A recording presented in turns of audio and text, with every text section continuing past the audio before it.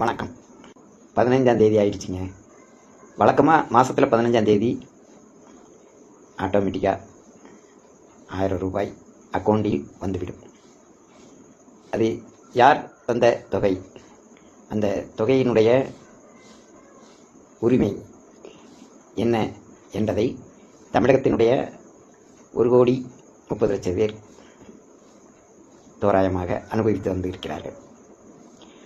ஆக ஒரு 2 மாதங்களுக்கு மொத்தமாக கையில் வாங்கி கொண்டு சிக்கனமாக செலவழித்து வந்தார்கள்.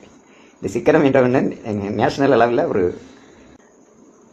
முன்னாள் முதல்வராக ஆட்சி நடத்தியவர், இப்போது ஆட்சி நடத்தும் முதல்வரிடம் குறைந்தது 1000 15ஆம் தேதி சரியாக போட்டுவிடுங்கள், மக்கள் அதை எதிர்பார்த்து கொண்டிருக்கிறார்கள்.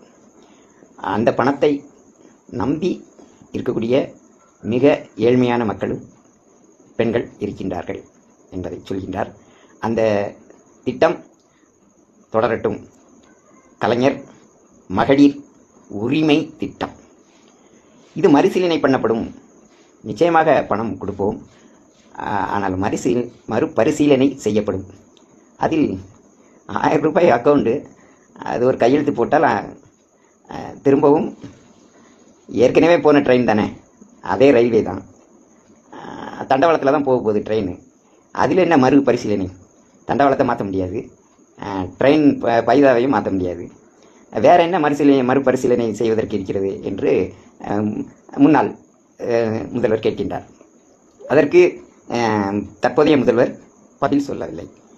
ஒருவேளை இந்த உரிமை தொகை என்று இருப்பதால் உரிமையாக மக்கள் 15ஆம் தேதி ஆனால் கேட்கிறார்கள். ஒருவேளை இன்று முதல் களத்தில் இறங்கி அங்கங்கே பெண்கள் கூடி எங்கள் உரிமை எங்கே, தொகை எங்கே என்று கேட்டுவிடுவார்கள்.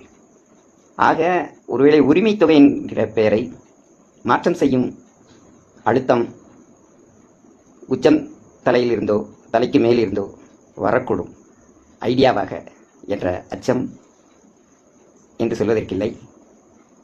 இது ஆட்சியினுடைய இன்னொரு வெளிப்பாட்டை மக்களுக்கு காட்டி கொடுத்து விடக்கூடியதாக இருக்கிறது. அதற்கு இந்த பரிசீலனையை சீக்கிரமாக செய்ய வேண்டும். 2-3 தினங்கள் கூட ஆகட்டும்.